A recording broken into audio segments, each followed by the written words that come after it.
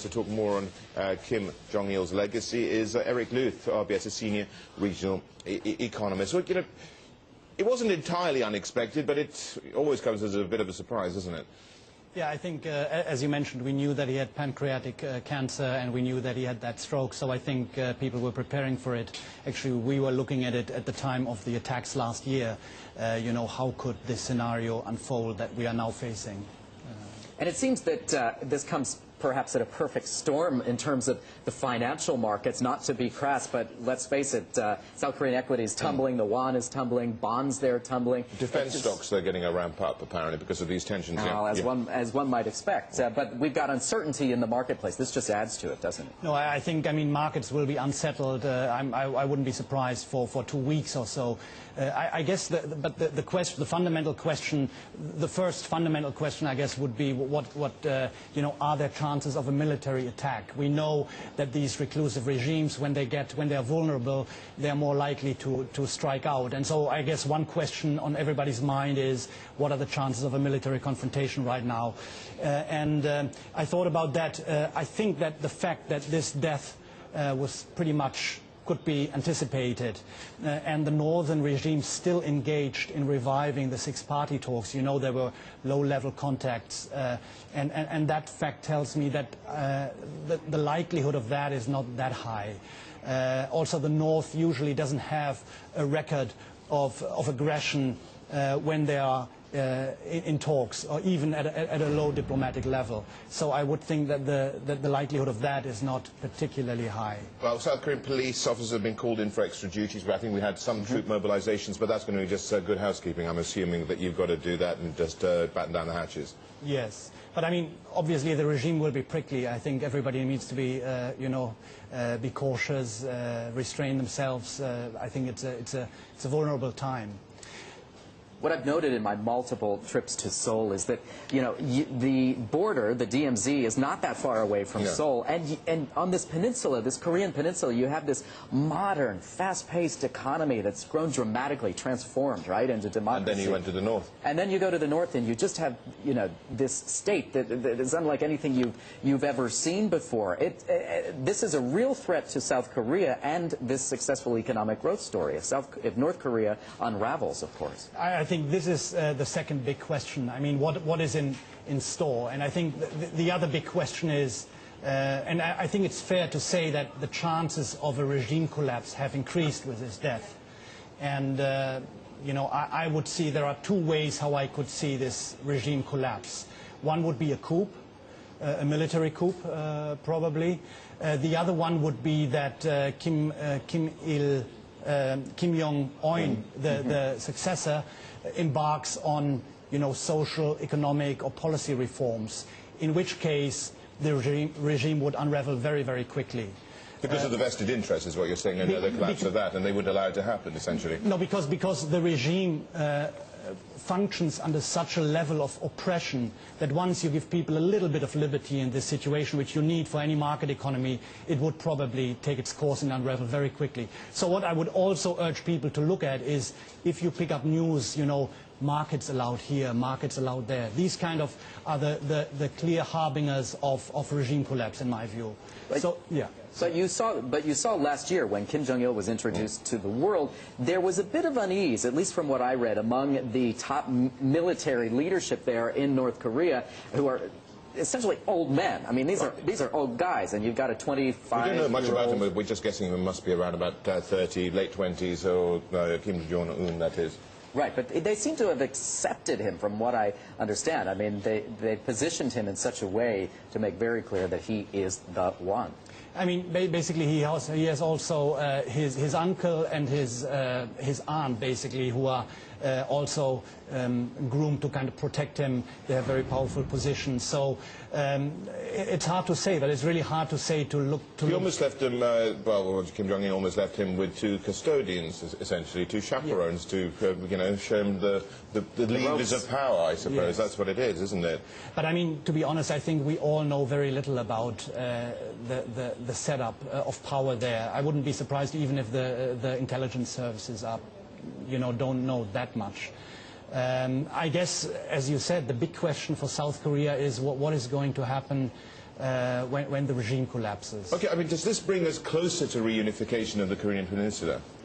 Yeah, unification is a big word. I mean, first of all, I think one good news is that there is obviously also a chance of complete collapse, civil war, warlordism, this kind of anarchy, which would be the worst outcome. In a nuclear-armed state. Exactly. So I would think, given that the state has been very centralized, this is probably not the most likely outcome. Also, if that would happen, I think we would have an international military force take charge because, exactly as you're saying, because of nuclear, how do you call that, spread of nuclear weapons. Proliferation. Proliferation, I was looking for that, exactly. So I think, but I would say, so in that case, it would not be a South Korean issue anymore. It would become an international issue. But I think that is still not the most likely scenario. The question is, how about unification? And I think the best benchmark we have probably would be German unification.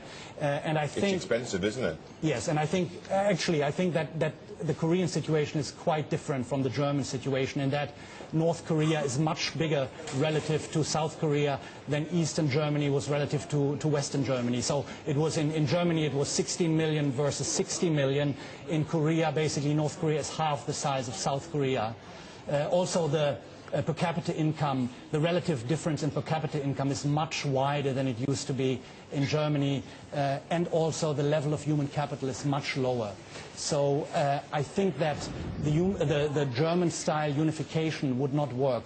It would basically bring South Korea to its knees. What I was saying is that I don't think that a German-style unification scenario would work out because of the of the poverty of the state and of the size of the state relative to the South. And so what would work best for South Korea would be a managed association of these states. So it would basically not be fiscal transfers, which would bring up living standards, but they would basically have to rely on FDI. So that would be the... But haven't they set up a fund which is actually, they put money into... Billions of dollars. Yeah, to actually fund a unification. Yeah, but that fund is still, very small. It's puny compared to what they'd need, is what you're saying. It's very small, yeah. And also, I mean, actually I was never very convinced about that fund. I think a more reasonable way actually to build up a fund is first to pay off your debt, right? Because you pay higher interest on your debt than you're earning on your fund. But that apart, so I think FDI would be the way. I guess the big question is, what about migration, right? I mean, one reason that Germany unified so quickly was because the Western Germans said, if we don't bring the German mark to the East will come to the German mark. And so that, I guess, is the big question.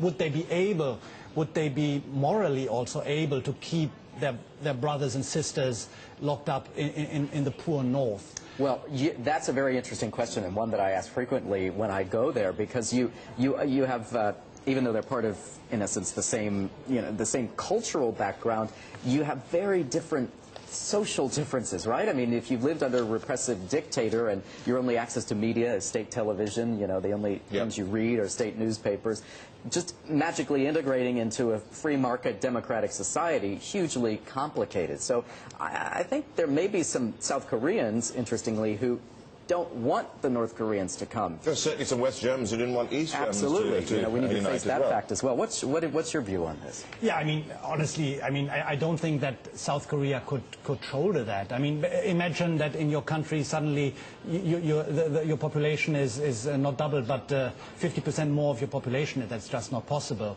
So I guess, but I think there are some reasons why we would expect less migration than we would have expected in Germany. One is that there has been much less contact between North and South than there used to be in Germany. The other one is that the social security system in South Korea is much less developed than it was in Germany.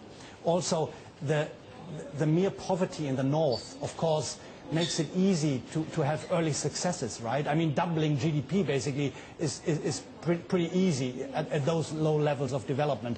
And then the terrain is also very forbidding between the two. Sorry.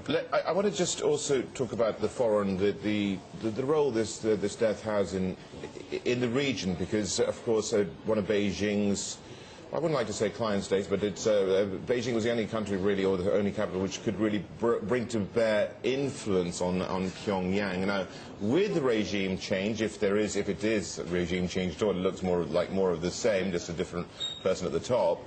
Now, does that relationship evolve into something else? Will Beijing be able to bring to bear more influence on Pyongyang as a result of the death of Kim Jong Il?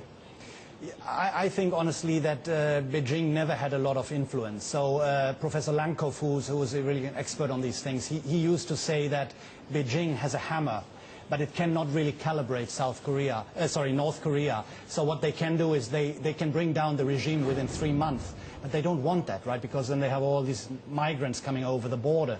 And they don't really have any means to really fine-tune. Yeah, what's the upside for them, basically, is what you're saying? Yeah, I think for them it's also a very dangerous period where, you know, they have definitely no interest having U.S. troops, you know, come to their border. They would fear migration. So they are definitely, you know, if there would be a regime collapse, I think probably the Chinese and the Americans would have to be involved also in talks. If you look at the economic cooperation between North Korea and South Korea, you see these scattered agreements. You know, they do have cooperation, but it's peanuts compared to the kind of deals that China does elsewhere, its economic strength. But it seems that China does this to keep North Korea at bay, right? You know, you give them what they need in the near term, and it's sort of like the troublesome cousin who comes to you for money when they blow their bank account. And China doesn't want the regime to collapse. I mean, China has no interest to have South Korea, which is a major American ally, directly on its border. I mean, that is quite understandable to some extent. Kevin Rudd's saying that this could mean, actually, that we enter a period there in North Korea of collective leadership. What does he know that we don't? I think he's probably referring to what we talked about earlier, about the uncle and aunt putting basically as chaperones behind Kim Jong Il, and I guess that's what he's referring to, rather than China and whoever getting involved. But keeping it in the family, I mean, you know, the family's views are consistent, right? Kim Il-sung, Kim Jong Il. It's not like, even though Kim Jong-un may have been educated abroad, there's no indication from what I've read that he holds some radically different point of view. In some cases, I've heard suggested that he's even in more hardline. Yeah, I mean, the thing is we just don't know enough about him. Isn't that the case, Erik? Yes, I would think so. I should also say we've been talking a lot about regime collapse. You know, even after this death, there is still a very good chance that this regime will still be in power for another 15 years. We know that this regime is not sustainable forever, but if you just keep up the oppression, there is not really a reason why this regime should collapse. I mean, think of again, Eastern Germany. It collapsed the moment when it didn't have Russia's backing anymore. And as we said earlier, China really doesn't have a lot of interest in the regime collapsing for various reasons. Yeah, as you said, they want U.S. troops, which would be then moving their border, whatever hundreds of miles it is north, and fighting over there. So if this regime keeps up its brutal oppression, I also, you know, I don't see, there is a good chance that it could remain in power for another 15 years. We can't underestimate the impact to the people. We talk a lot about the leadership there, Kim Jong Il, of course, and the Workers' Party. But 3 million North Koreans need food assistance in 2012. This according to the UN agencies that oversees this. They go into another difficult winter period. So there is clearly a humanitarian crisis in North Korea that they face each and every year. Yes, I mean, it's really people starve in North Korea. It's very hard to imagine. I know Professor Lankov, again, he meets people who defect and he talks to them. And it's amazing the stories that you hear. I mean, then there are old women and they say, you know, we heard this thing about the West, that that everybody, I mean, even mothers and children have 1 kilo of rice to eat per day.